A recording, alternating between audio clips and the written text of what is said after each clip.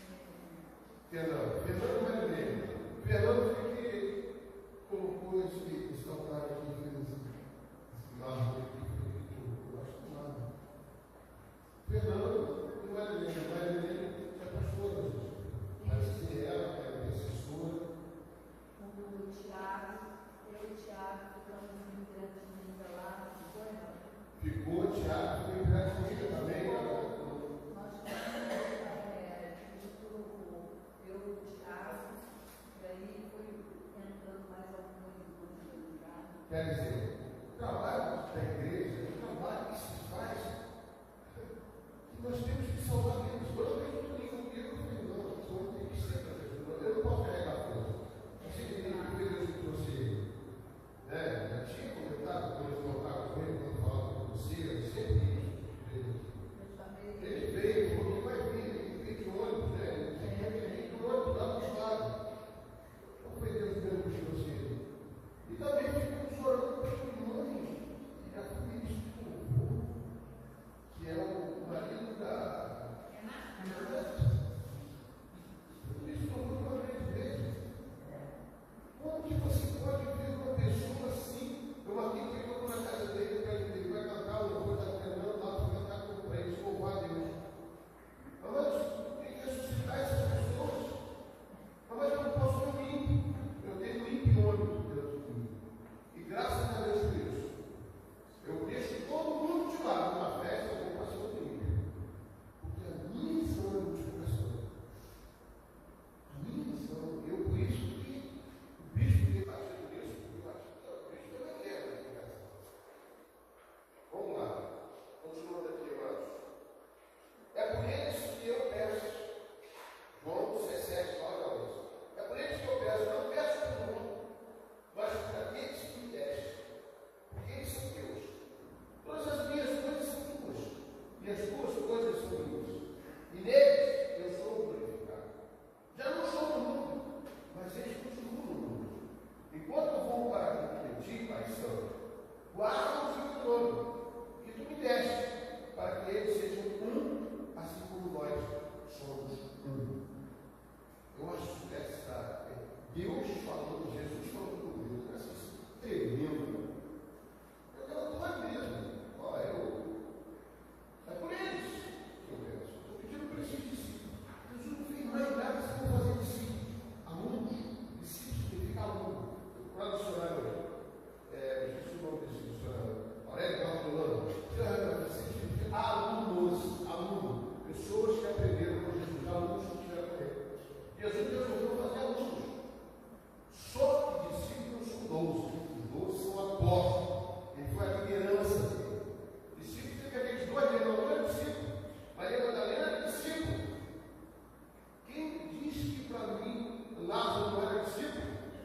Maria e Marta não eram discípulos? Discípulos. Amém? João capítulo 12, você vê que os fariseus e os saduceus queriam matar quem? Jesus não queriam matar Lázaro, que não foi lá no capítulo 12, porque ele era um milagre em pessoa, porque ele ressuscitou dos mortos. E quando ele ressuscita dos mortos, faz um favor para mim aqui, para mim, Fernando. Quando ele ressuscita dos mortos, aqui o celular. Quando ele ressuscita dos mortos, ele se torna uma pessoa que vai ser usada como testemunho para todo mundo. Entendeu? Tem que ser usado para todo mundo. Amado, a vida para testemunho. Acendeu a luzinha, acendeu. Está na benção. O que acontece, amados? Não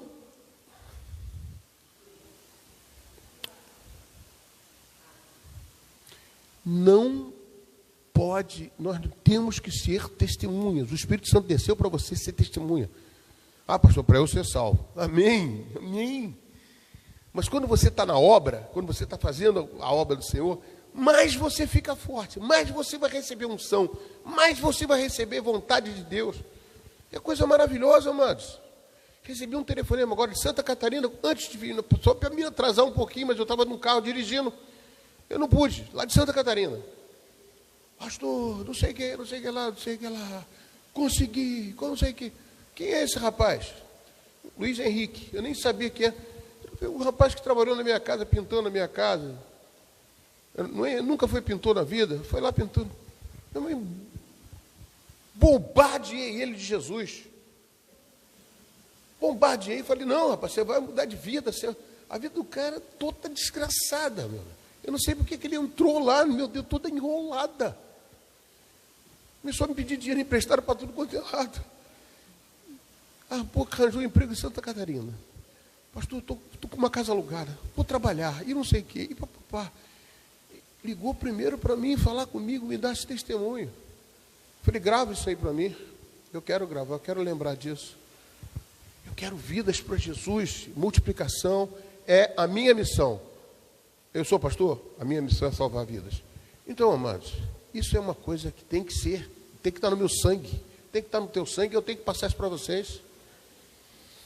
Pode vir o que for contra a minha vida, mas eu tenho certeza que, como Paulo foi perseguindo a igreja, mas aqueles que eram do caminho, Deus protegia e guardava. Eu não tenho medo disso. Pode acontecer o que for. Pode o mundo cair, virar tudo cair para baixo. Se eu estou sabendo que Jesus é comigo, eu pedi a Jesus e falei assim, Jesus, eu não quero tossir aqui. Eu falei, o que eu vou fazer? Eu tossi de ficar rouco, estou rouco, tanto tossi. Estou tossindo ainda, mas não sei. Isso aqui não é nada a cheirar, não. É álcool. Eu botei álcool para cheirar, para ver se eu consigo ficar aqui sem tossir. Que domingo eu tossi demais. Porque essa aula para mim é muito importante, amados. Tem vídeos para passar, vamos ver se o Tiago chegar, eu quero passar para vocês. Continuando, amados. Então, aqui, Jesus está dizendo assim, amados, eu invisto tudo naqueles que o Senhor me deu. É isso que Jesus está dizendo. Eu investi tudo nele. Eu não peço pelo mundo. Eu peço por eles, pelos discípulos. Por quê?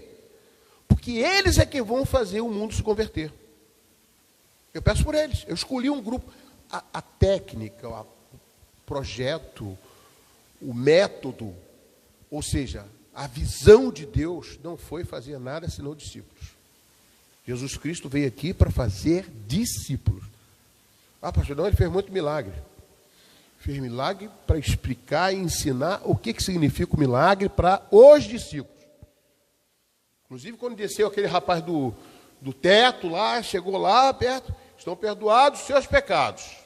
Todo mundo reclamou, cadê o milagre? Todo mundo quer ver milagre. Tá bom, pega sua cama, então ele sai. Aí quando ele saiu, e hoje é sábado, ele não pode carregar a cama. É misericórdia, né, meu irmão? O quê? Jesus veio salvar vidas, não veio só para fazer milagre. O milagre é a segunda parte, mas temos que salvar. Mas você vai ter uma... Inclusive, hoje, o 9º dia de oração e jejum que nós estamos da campanha, é sobre milagres, é sobre manifestação do Espírito Santo na igreja. Sinais e prodígios, como diz João capítulo 4. Tem que ter sinais e prodígios. Assim como tu me enviaste ao mundo, eu também os enviei para o mundo. João 17, 18. Eu não peço somente por estes, mas também por aqueles que vão vir a crer em mim lá em Itaipuaçu, por meio da palavra que o pastor Luiz pregar. Está só na minha folha, não está na de vocês não. Vocês estão lendo aí, não estão? Amém? Isso aqui eu incluí aqui no versículo bíblico. São acrescentares do pastor Luiz. Né? Como é que eu diz aquele pastor? Heresiastes. Heresia. Não peço somente por este. Não pediu só para aqueles discípulos que estavam com ele ali. Mas também por aqueles que vierem a crer em mim. Por meio da palavra que eles falarem. Entendeu, amados? Nós estamos pregando a palavra de Deus. O que sai da tua boca, quando sai com unção, quando você fala, eu estou falando em nome de Deus, vai sair a palavra de Deus da sua boca. Eu gostava muito de Martinho Lutero, quando eu estudava, ele falava sobre isso. Martinho, ele não, né? Os livros dele. Ele falava assim, a palavra de Deus não se limita somente aqui. Não peço somente por estes, mas também por aquele. A essência do discipulado é a pontuação. Do começo ao fim, essa é a meta a ser alcançada. O discípulo é alguém que conduz pessoas à maturidade de frutificar. Ao olhar para aqueles 12 discípulos, Jesus via muito além deles, vislumbrava gerações que se levantariam através de seus ministérios. Por isso, em sua oração de prestação de contas, Jesus disse ao Pai, assim como tu me enviaste ao mundo, também eu os enviei ao mundo. Mas eu não rogo somente por estes, mas por aqueles que ainda vão vir crer em mim por intermédio da sua palavra. Então, amados, a essência do discipulado é a pontuação. Vou chegar lá, você vai entender. Ou seja, é uma meta a ser alcançada. Jesus não estava pensando somente naqueles discípulos. Jesus estava fazendo aquilo ali como um laboratório. Eu que sou químico, tudo que a gente vai fazer em larga escala, como vamos fazer assim, como é que eu vou fazer um detergente, como é que eu vou fazer um medicamento? Primeiro eu vou fazer em um laboratório, vou fazer um antibiótico, vou fazer uma vacina. Eu tenho que fazer primeiro dentro do laboratório e fazer testes em ratos, em tal e tal e tal, tal. Ou seja, a coisa para ser divulgada, primeiro eu tenho que fazer num grupo de pessoas, para que esse grupo de pessoas venham a ser investimento de Deus para a vida de outras. Então, como que eu quero dizer isso? Ele disse aqui, a essência do discipulado é a pontuação. Do começo ao fim, essa é a meta. O discípulo é alguém que conduz pessoas à maturidade. Ou seja, ele investiu naqueles discípulos, naqueles apóstolos, para que eles pudessem fazer a multiplicar. Ô, Tiagão, está no teu celular, confia em ti, varão. Obrigado, querido. O que acontece? Então, amados, é fundamental a gente saber, entender. No laboratório eu fazia o quê? A gente fazia teste lá, para poder o quê? Ver se deu certo. Deu certo? Aí faz em larga escala. O que é larga escala? Bota no mercado, bota no tal, bota nos todos os lugares. Sai deixando a vacina. Uma vacina, por exemplo, tem que ser 5 anos, pelo menos, de experiência com a vacina, para poder soltar. Em larga escala. Larga escala é quando você joga para o povo. Então, primeiro você concentra um grupo de pessoas, faz ali um laboratório com aquelas pessoas, e depois solta aquelas pessoas. É o laboratório de Jesus para com aqueles discípulos, para depois liberar eles. Mesmo assim, no dia de Pentecostes, Jesus falou o quê? Não se ausente de Jerusalém, porque do alto vocês vão ser revestidos de poder. E depois que vocês serão revestidos de poder, vocês vão entender o que eu estou falando, que eles não estavam entendendo. Aí Pedro começa a pregar o evangelho, 5.000 pessoas se convertem. E ele batiza 3.000 pessoas. 3.000 pessoas, amados. Misericórdia. Vamos lá. Ao olhar para aqueles 12, já falei isso aqui, outro parágrafo. Há um fato marcante na experiência, na equipe de Jesus. Todos foram conduzidos à salvação por ele. Não que isso seja regra absoluta, mas quando um discípulo começa o seu trabalho evangelizando pessoas, conduzindo-os ao novo nascimento, e a partir daí, introduzindo no processo de discipulado, é possível estabelecer desde o princípio as bases corretas para a verdadeira vida cristã. O que o autor está dizendo aqui, que não foi só eu, esse autor está querendo colocar o seguinte, amado, que nós não podemos só salvar uma vida e dizer, aceitou Jesus, vai embora. De jeito nenhum. É a coisa que eu sinto mais dentro do meu coração, que eu fiz muito tempo isso. Deixa a pessoa se criar, a pessoa vai buscar um lugar, buscar no outro. Tem gente que já saiu daqui que hoje em dia é testemunha de Jeová. Por quê? Porque eu também não tenho culpa, mas conheço pastores, muitos pastores, que falam assim, eu ensino aqui no púlpito, que a pessoa quiser, a pessoa se vira. A pessoa tem que caminhar sozinha. Mas não, Jesus discipulou aquelas pessoas, ensinando cada um a eles. Então, não só eu, pastor, que vou ensinar, eu posso ensinar em larga escala aqui, pregar. Mas vocês têm que encaminhar uma pessoa. Por isso que eu vou treinar vocês em discipulado, para vocês poderem fazer outras pessoas, discípulos, iguais a vocês, iguais a Jesus, mas por meio de vocês. Mas o que é isso? Vocês têm que fazer com que essa pessoa tenha a mesma visão que você. Se você for uma pessoa doente, uma pessoa que está pensando no mundo, uma pessoa que não é obediente, que é rebelde, que é isso, que é aquilo, o filho vai ser rebelde, vai ser doente, vai ser a mesma coisa. Então, por isso que a gente tem que treinar a pessoa para poder ser uma pessoa correta. E ensinar o outro correto, para o outro também querer discipular o outro corretamente. Eu tenho um vídeo para passar aqui, que eu não sei se eu passei para o Tiago, acho que eu passei do pastor Abe Uber, sobre multiplicação. Eu tive aula com ele, pessoalmente com ele, tenho um vídeo gravado com ele, aqui ele orando pela igreja, pastor Abe Uber. Ele tem a maior igreja do mundo atualmente, lá no Pará. A igreja dele é enorme. Tudo com trabalho de multiplicação e de treinamento de pessoas. E ele dá uma aula que eu quero gravar, que eu gravei não, está no YouTube, que eu queria que depois Tiago viesse, que a gente conseguisse passar hoje. Você sabe qual é? Eu passei para você? Amém. Mas primeiro eu quero aquele que eu falei, que é uma aula que eu passei ano passado. Eu quero passar para eles uma introdução que eu fiz sobre discipulado. O que é discipulado? No ano passado eu fiz uma aula que eu acho que é muito bom. Não vou conseguir dar essa aula de novo, igual aquela que eu passei. Quando você estiver pronto, você me fala. Há um fato marcante na experiência, já falei, na equipe de Jesus, todos foram, tá, beleza. Ele não quis. Oi? Um discípulo deve ser, portanto, um ganhador de alma. Além disso, o propósito do discipulado é a formação de pessoas com vistas à reprodução.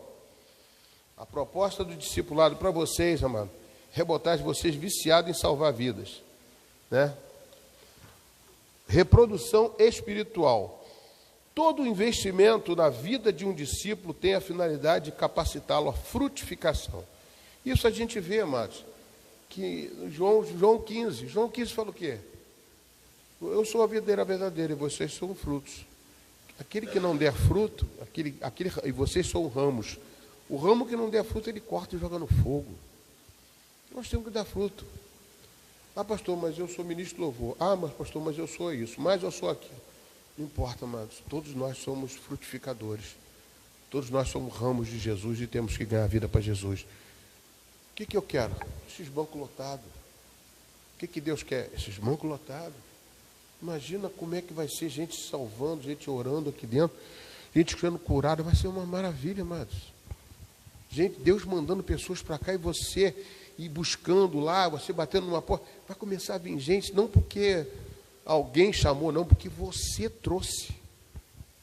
Você trouxe essa pessoa, amados. Deus ama muito isso. Deus quer filhos. Deus quer filhos. E não pensa, amados, que Deus não vai te abençoar, porque busca o reino de Deus e as outras coisas vão ser acrescentadas. Tudo você vai ter. Continuando aqui. Ao chamar seus primeiros seguidores, Jesus foi explícito nessa expressão.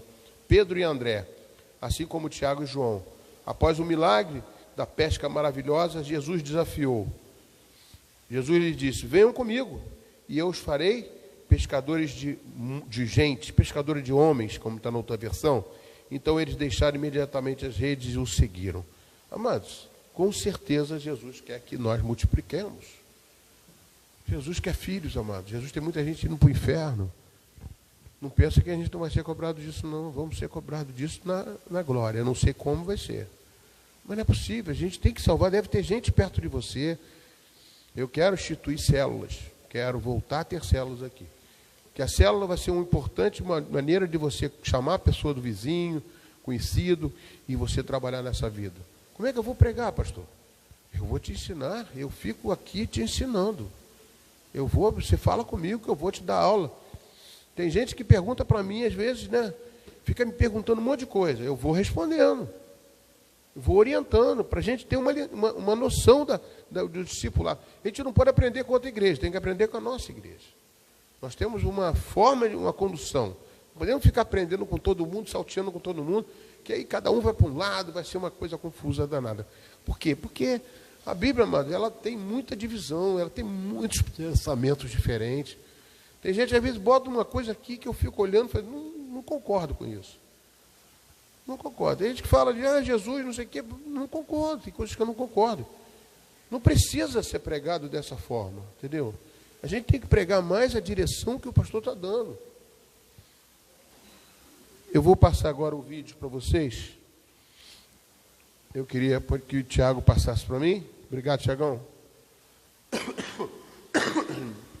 Esse primeiro vídeo.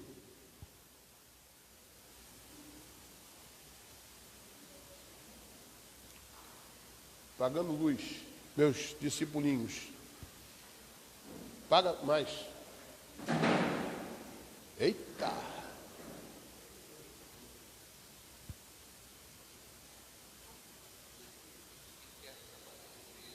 Aumenta bem, né? Vai ficar baixo.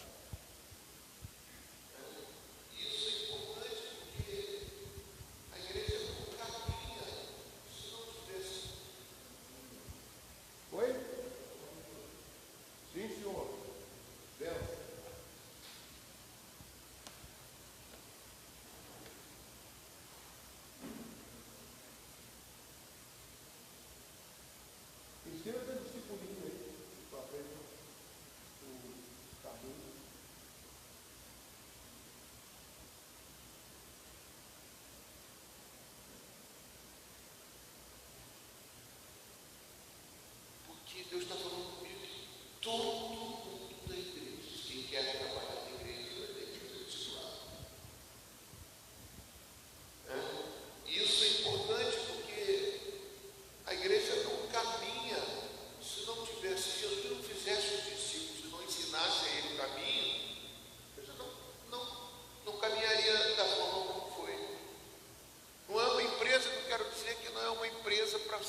coisa, o lucro dos empresários. Aqui não tem lucro.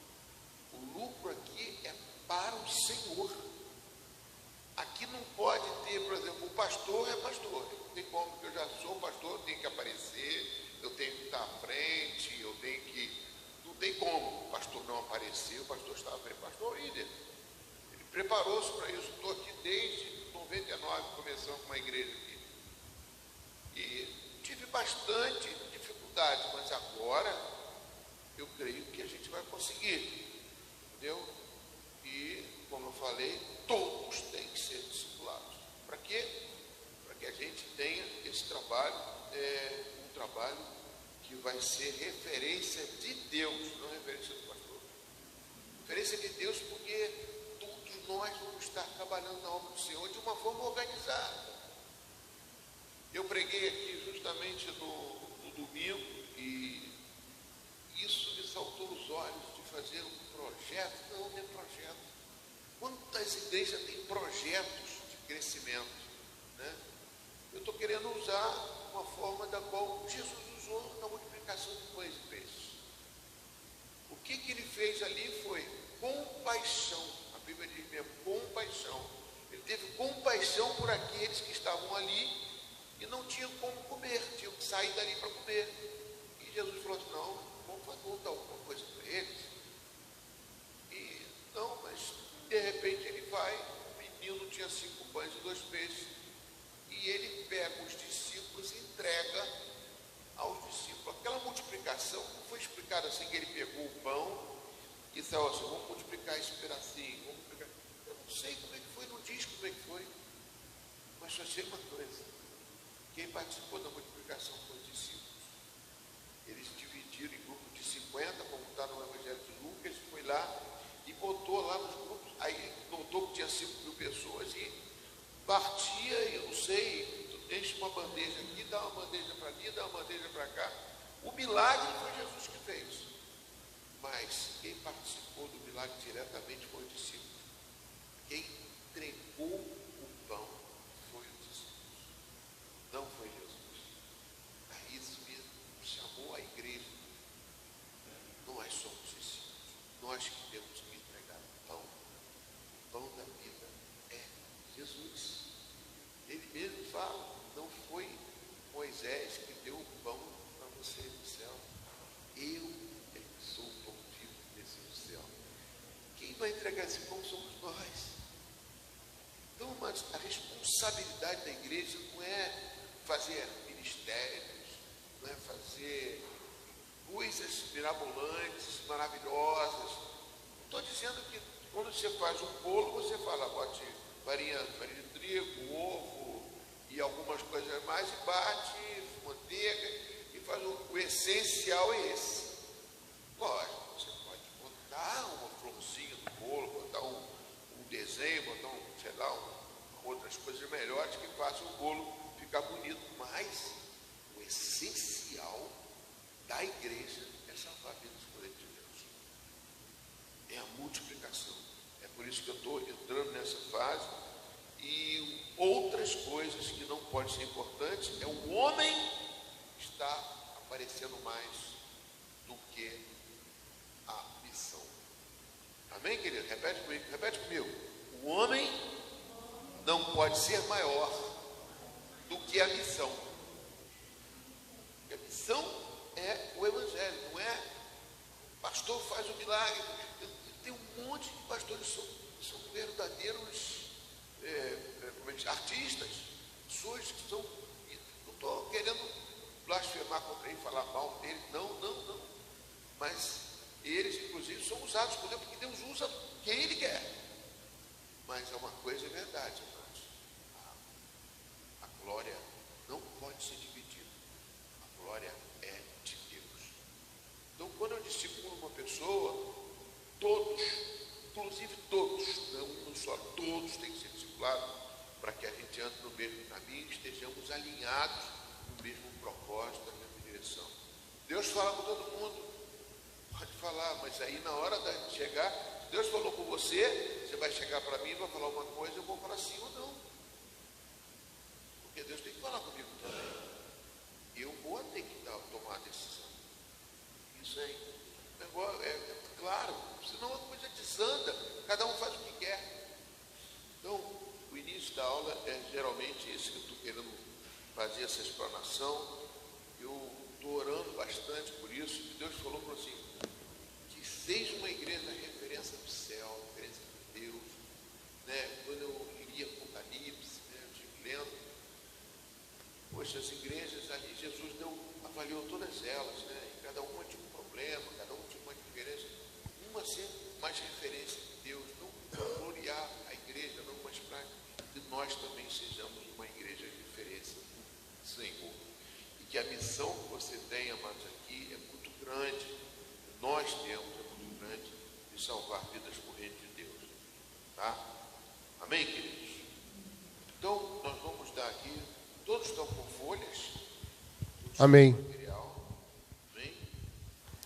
Eu acho que foi muito bem esclarecido, não tem como repetir isso. É as mesmas palavras que eu falei no ano passado na aula, eu repito, eu endosso isso tudo que eu falei. Nós temos que ser organizados, né? Hoje nós temos uma reunião de comissão de um retiro. Tudo bem, eu quero que mais vocês façam o melhor, né? Eu ouvi o áudio do Eduardo falando, eu respeito, eu sei tudo aquilo ali. Eu falei, poxa, eu vejo mesmo, eu peço a Deus, oro, de repente a gente vai chegar a uma conclusão que Deus vai dizer o que tem que fazer. Porque o retiro lá de Passa Três foi um marco para a igreja, né? Eduardo falava sempre comigo ano passado, a gente estava alinhado, vamos fazer um retiro, mas não quero fazer um, quero fazer mais retiros.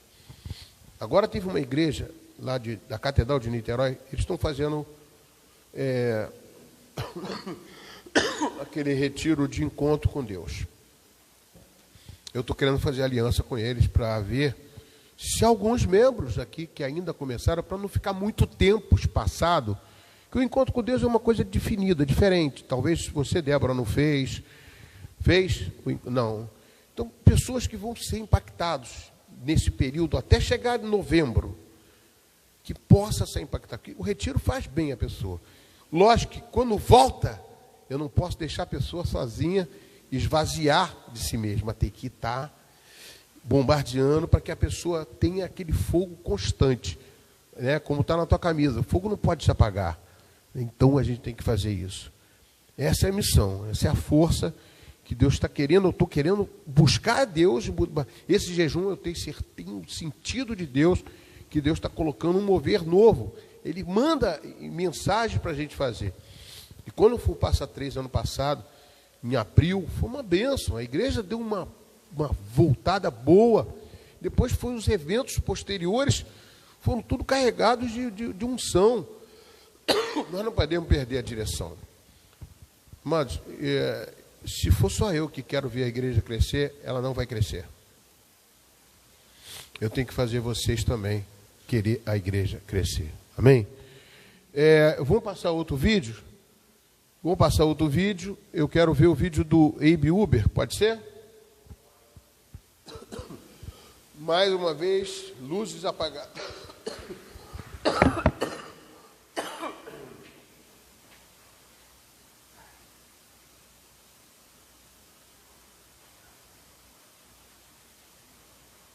Para a primeira, abram as suas Bíblias para 1 Timóteo, capítulo 2.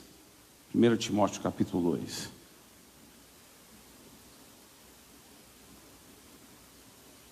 A partir do primeiro versículo, diz a palavra de Deus: antes de tudo, peço que se façam súplicas. Wendel, querido, pode trazer uma água para mim, por favor, que eu esqueci de beber água, que sempre eu bebo água antes de subir, porque aí enquanto eu estou aqui em cima, normalmente eu não bebo, mas esqueci de beber dessa vez. Obrigado, querido, você é uma benção. Já acharam 1 Timóteo capítulo 2? A partir do primeiro versículo? Quem já achou, diga amém. Amém. Quem não achou ainda, diga classe da nova criatura, que lá a gente aprende a manejar a palavra de Deus. Glória a Deus. Antes de tudo, peço que se façam súplicas, orações, intercessões e ações de graça em favor de todas as pessoas. Orem em favor dos reis e de todos os que exercem autoridade, para que vivamos vida mansa e tranquila, com toda piedade e respeito. Olha só, é para a gente estar orando para as autoridades, e orando muito, muito, mas muito mesmo, por essas eleições, para que nós, os cristãos, possamos viver uma vida mansa e tranquila. Como diz o pastor Giovanni, manso como ganso, e tranquila, com toda piedade e respeito. Com toda piedade e respeito. Então, agora a pessoa poderia ler isso e pensar: uau, Deus está querendo uma vida confortável para os seus filhos. Só que olha como continua o contexto. Por que é para a gente poder ter uma vida tão tranquila, mansa, com todo respeito das pessoas do mundo, com toda piedade? Olha os próximos versículos. Isso é bom e aceitável diante de Deus, nosso Salvador, que deseja que todos sejam salvos e cheguem ao pleno conhecimento da verdade. Então, a razão que Deus quer que a gente possa viver uma vida tranquila e mansa, com toda piedade e respeito, é para a gente ter mais liberdade de estar pregando o Evangelho, de estar ganhando muitas pessoas para Jesus. Não é só para viver uma vida assim, confortável, enquanto os outros estão morrendo, indo para o inferno. É para a gente sim viver uma vida tranquila e mansa, com toda piedade e respeito, mas para poder ganhar vidas para Jesus. Então, o cristão, ele não vive mais para si mesmo, ele vive para o reino de Deus. Então, tudo que ele faz é pensando em ganhar vidas. Agora, olha que ele fala, que deseja que todos, versículo 4, todos sejam salvos. Por favor, diga todos. Olha para duas pessoas e olha bem nos olhos dela e diga todos.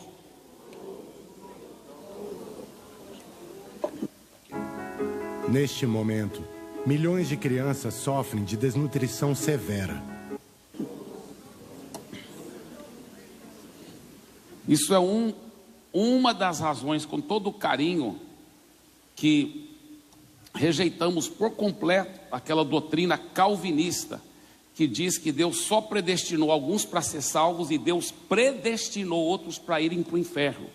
E essa doutrina calvinista até diz, e muitos evangélicos creem nela, infelizmente, dizem que a redenção de Jesus, tudo o que ele fez na cruz, foi limitado só para alguns. Jesus não morreu na realidade, eles dizem, por todo o mundo. Ele só morreu para aqueles que foram predestinados. Aqueles que não foram predestinados, Jesus nem morreu para eles. Então, mesmo se eles quisessem ser salvos, eles não podem, porque vão para o inferno, porque foram predestinados para o inferno. Isso que o calvinismo puro ensina. Agora, o que acontece?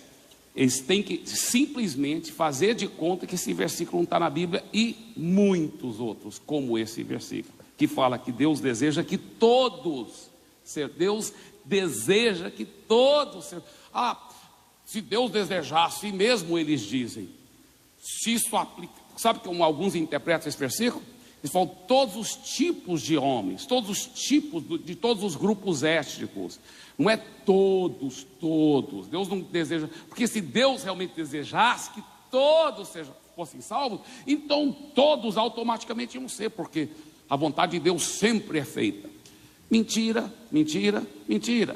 Muitas vezes a vontade de Deus não é feita. Não vai dizer para mim que quando alguém estupra uma criança, que aquilo foi a mais perfeita vontade de Deus. Muita coisa horrível acontece fora da vontade de Deus. Deus não queria que acontecesse, mas tem uma coisa, Deus não quer robôs o seguindo. Então Deus dá o livre-arbítrio para pessoas, e por causa disso, as pessoas que estão escolhendo. Então, isso é mentira, falar que tudo que acontece está na mais perfeita vontade de Deus. Não está. Deus quer que esteja. Ele quer que tudo que aconteça aqui na terra seja na mais. Ele quer isso, e por isso que até ele nos manda a orar para que isso aconteça. Ele até nos manda orar: Pai, venha teu reino aqui na terra, seja feito a tua vontade aqui na terra, como ela é feita lá no céu. A gente deve orar, deve cooperar, deve pregar para que todos sejam salvos. Agora, se todos aqui no planeta Terra fossem salvos, não responda essa pergunta. Se todos fossem salvos, a vontade de Deus, então ia poder acontecer aqui na Terra? E a resposta é não, porque ele não só deseja que todos sejam salvos. Olha o restante do versículo. Ele deseja que todos sejam salvos e cheguem ao pleno conhecimento da verdade. E essa palavra aqui no grego, ela fala de um conhecimento tão profundo.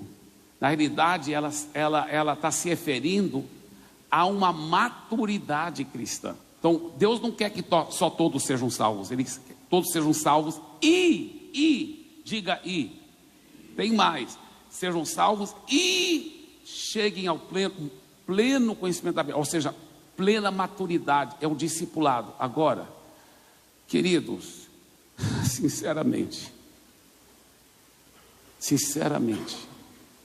é importante a gente nunca esquecer que é por isso que nós trabalhamos tanto nos life groups, tanto, sabe para quê? Não é só para ganhar vidas, isso sim, mas os evangélicos, assim, têm sido, muitos deles, nem todos, mas muitos têm sido muito bons em ganhar vidas, muito bons, mas eles não têm discipulado, não têm pastoreado, não têm cuidado, e por isso que tem esse número horrível, enorme de desviados e desigrejados, de evangélicos às vezes que nem estão desviados nem desigrejados, mas tem cada pensamento antibíblico, totalmente deturpado, com famílias disfuncionais, os evangélicos divorciando praticamente na mesma estatística dos não evangélicos. Por quê? Porque Deus não deseja que somente sejam salvos. Deus deseja que cheguem ao pleno conhecimento da verdade, sejam discipulados. E por isso que eu digo, olha aqui para mim, por isso que eu digo, que você que está envolvido nos life groups, ganhando vidas e discipulando, você está envolvido no projeto mais importante aqui do reino de Deus, no projeto mais importante do universo, porque você está envolvido num projeto que não só ganha, mas que cuida bem delas, que pastoreia, que discipula, que cuida bem das vidas. Gente, que privilégio, por isso que Paulo disse: eu me desgasto e alegremente vou ficar me desgastando em prol das vossas vidas. Eu vou te falar, é gostoso viver dia e noite, para Jesus. Eu vivo para isso. Eu não poderia pensar numa vida que eu mais sou apaixonado por ela do que eu estou fazendo agora. Ontem olha, eu estou com Jesus, estou com minha esposa, meu amigo, eu estou muito feliz. Aí ontem, eu levantei, e depois das coisas que eu gosto de fazer, tirando tempo com Deus, exercício, aí eu e minha esposa fomos tomar café com um casal que nós ganhamos por Jesus, que moram lá no Alphaville, e pudemos discipulá-los usando o livrinho e trabalhando com eles. E aí volta e prega a palavra aqui e vê famílias sendo transformadas. Não tem nada que eu quero ver mais e mais vidas sendo discipuladas, sendo bem cuidadas, sendo bem realmente transformadas. Eu vivo para isso, nós vivemos para isso. Então você que está envolvido nos life groups, nas casas de paz, saiba que é um privilégio muito grande, muito grande. Eu trabalharia sempre na obra de Deus, sem promessa de prebenda alguma salarial pastoral, Por 10 anos eu fui pastor em Santarém sem receber um centavo da igreja, e só comecei a receber porque a equipe pastoral e a minha liderança sobre mim ficaram insistindo, porque eu não quis. Eu falei, não, eu estou feliz, eu vivo pela fé, pela minha herança, pelas ofertas, enfim. Por quê? Porque eu pagaria para fazer o que eu estou fazendo, porque eu amo ganhar vidas e cuidar bem delas, em nome de Jesus. Eu amo ganhar vidas e cuidar bem delas. Então, queridos, que privilégio que nós temos. Vamos sonhar um pouco. Qual é a proposta da Pastor Church aqui em São Paulo? É ver essa cidade verdadeiramente transformada. A fibra moral dessa cidade. Por quê? Porque nós vamos ver família após família, pessoa após pessoa, família após pessoa, não só sendo salva por Jesus, mas sendo bem discipulada, sendo transformada. Então nós vamos ver em escala. A Under Armour está com 70% off em todo o seu site, oferecendo enorme. Porque nós já estamos vendo aqui. Eu estou ouvindo testemunhos toda hora. Minha filha estava totalmente perdida nas coisas do mundo. Ela não queria saber mais nada de Deus. Hoje ela está aqui sendo discipulada, pastor. Ela está envolvida no Pasquês. Ela está sendo bem cuidada. Ela está apaixonada de novo por Jesus. Aquela esposa que veio agora, pouco tempo atrás, foi talvez sem brincadeira, uns 3 meses atrás, 4 meses atrás, no máximo, acho que 3 a 4, uma esposa que chegou aqui para mim, desesperada, pedindo oração, por ela, pela família dela, pela situação, estava um caos. Hoje, o casal está congregando, a família estão falando, meus filhos agora também estão buscando a Deus. Irmãos, o discipulado, o pastoreio, o cuidado vai fazer toda a diferença nessa cidade. Então sonha comigo, vamos ver lá na frente.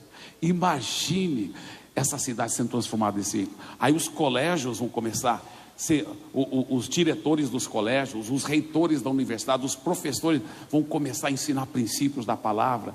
Vai ser um ambiente cada vez mais seguro, até para as crianças poderem irem, porque em vez de ensinar ideologia de gênero, em vez de ensinar imoralidade, em vez de ensinar como fumar maconha, por causa dos colegas, estão todos lá e aquela coisa toda, agora vai ter os princípios da palavra de Deus, pessoas cheias do Espírito Santo lá nos colégios, nas universidades, e nas vizinhanças, enfim, a cidade será transformada.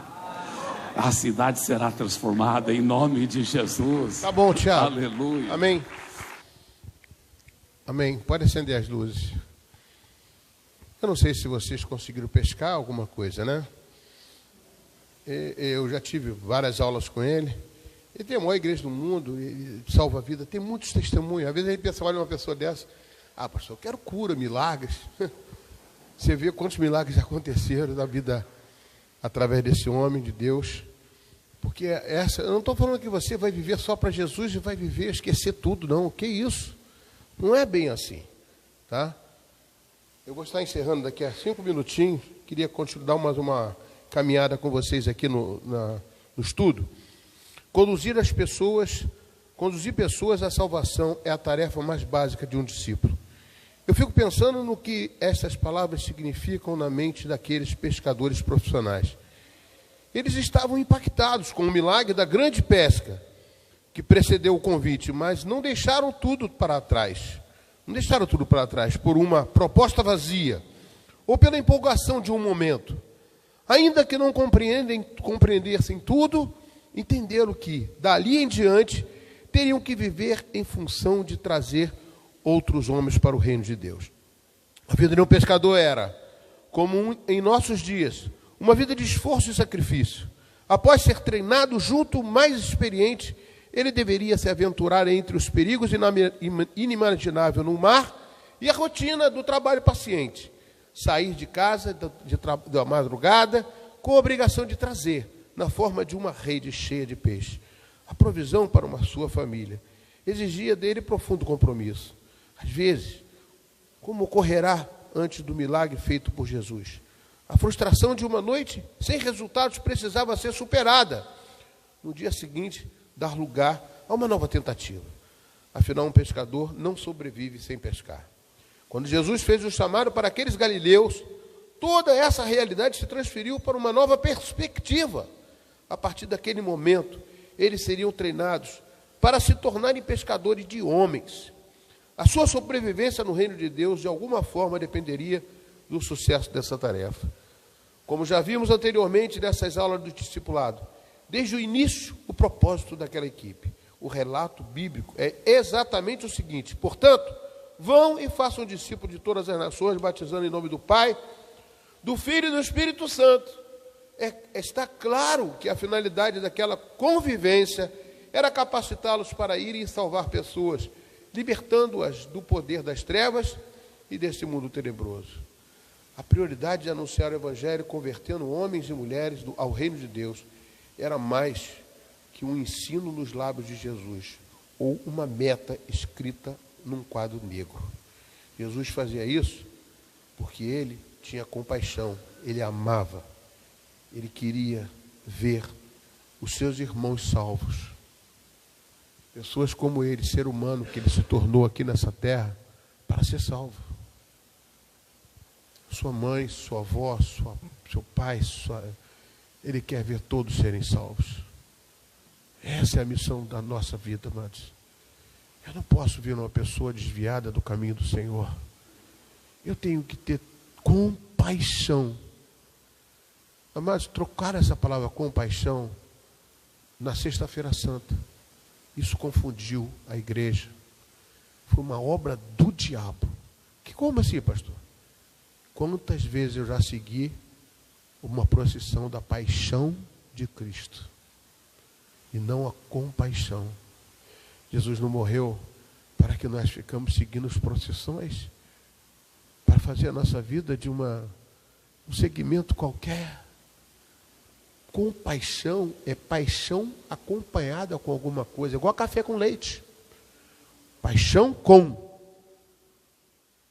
o quê? Com a morte vicária.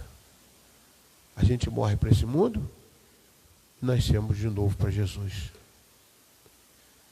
Não tem como, amados, a gente viver nesse mundo tenebroso e não salvar uma vida. Quantas vidas você salvou esse ano, meu Deus? Quantas vidas você se empenhou em orar por ela e buscar ela? Quantas vidas você às vezes vê perto da tua casa a pessoa morrendo, sofrendo? Não pensa que é só pobre, coitado, aquele que está caído no chão, não. Quer ver, tem muito mais pobre, coitado, caído no chão, que é mais orgulhoso que um rico. Nós temos que buscar aquele que precisa. Pode ser o meu patrão, pode ser quem for, mas eu não quero estar aqui me sobressaindo o homem. Mas quando eu trabalhava numa empresa onde o presidente trabalhava na mesma empresa e era milionário, Torbe, não sei o nome dele, não, José, quase que eu lembrei agora. Um dia eu cheguei, senti de Deus, de entrar naquele gabinete, bater na porta e falar assim: eu vim aqui para orar pelo Senhor. O senhor está precisando de ajuda? Ele falou: pode entrar. Tem gente, muita gente precisando, amados. Depois daquele dia, todas as reuniões que se faziam com a presidência, com todo mundo das equipes, na mesa de captação, toda gente que ficava no computador vendo um monte de porcaria. O presidente chamava assim e falou assim: o senhor pode orar antes da reunião? Pode não ter salvo ninguém, amados, mas eu me incomodo de salvar vidas. Teve um diretor também chamado Álvaro Lopes, que eu ganhei uma premiação bem grande. Fomos almoçar num restaurante lá, Rios Restaurante, naquela época, um restaurante enorme lá no Rio, porque eu consegui economizar 4 milhões, sei lá, por ano da empresa. Ele me chamou, falou assim: você é o convidado especial, você que programou tudo isso para poder acontecer, você que fez esse trabalho que você fez. E toda a diretoria da Caixa Econômica, foi junto com a Caixa Econômica, que bancou tudo isso, porque nós trabalhamos com a Caixa Econômica para estimular o trabalho lá da empresa, para divulgar o trabalho da empresa, para entrar.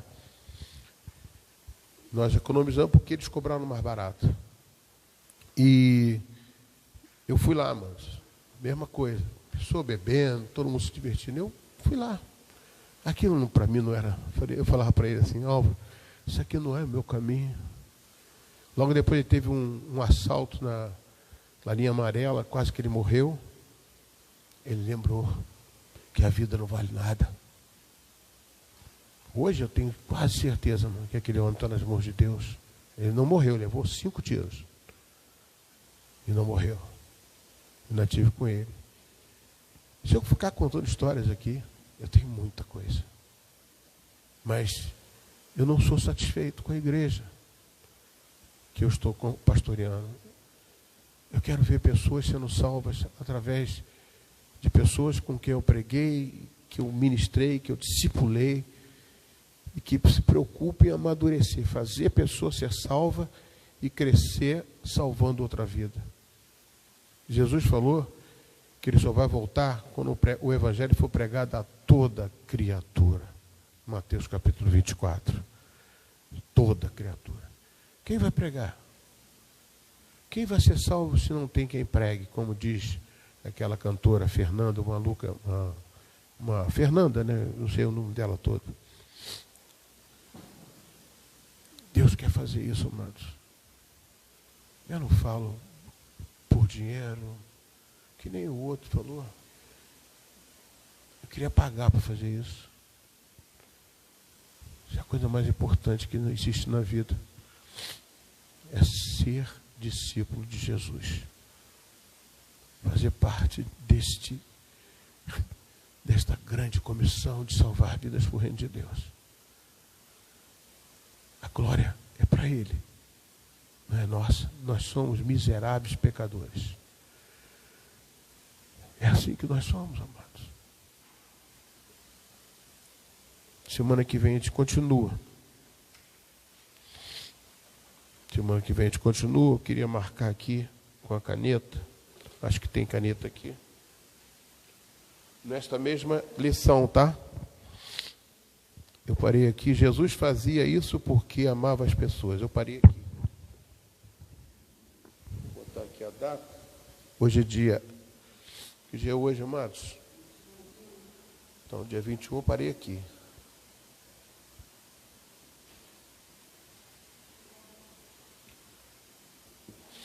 Amém? Vamos ficar de pé?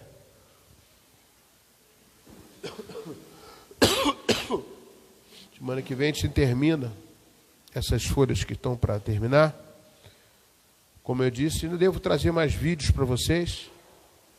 Semana passada tem pouca gente, está vindo pouca gente, mas Deus já tirou alguma tristeza no meu coração. Já passou eu queria que tivesse lotado isso aqui de pessoas, mas Deus sempre trata da gente, para a gente não olhar com os olhos carnais, e sim olhar com os olhos espirituais. Senhor Deus, obrigado, Jesus, por mais uma vez estar aqui na tua casa, fazendo aquilo que mais gosto na minha vida, servir ao Senhor. Me colocar diante de ti e pedir, Pai, para que vidas que ouçam, não a mim, mas que ouçam ao Senhor. Porque o que sai da minha boca não entra igualmente no ouvido da pessoa e na mente da pessoa. Isso é trabalhado pela condição da pessoa, pelo caráter. Cada um que tem aqui tem uma forma de absorver. Nós não absorvemos aquilo que falamos, absorvemos aquilo que filtramos. Mas eu tenho certeza que a tua palavra não volta vazia. Se alguém aqui, Senhor Deus, quem sabe, 1, 2, 3, todos, puder absorver cada vez mais essa vontade de salvar vidas, de entender que esse evangelho, nós somos pescadores de vidas, de almas. Eu tenho certeza, Pai, que nós teremos resultados muito produtivos para o reino de Deus. E é por isso que eu oro. É por isso que eu me ajoelho e estou nessa campanha pedindo, Pai, socorro, help me, por mim, pela minha vida e pela vida da igreja, para que possamos fazer o melhor para Ti. Porque eu não sei o que é o melhor. Eu tento fazer, mas não consigo. Que o Senhor venha a traduzir isso, Pai. Eu não vou falar para os ausentes, eu falo para os presentes que estão aqui. Que a unção de fogo, de glória, de responsabilidade desça sobre cada um desses que aqui vieram. Em nome e por amor de Jesus Cristo. Deus te abençoe. Amém?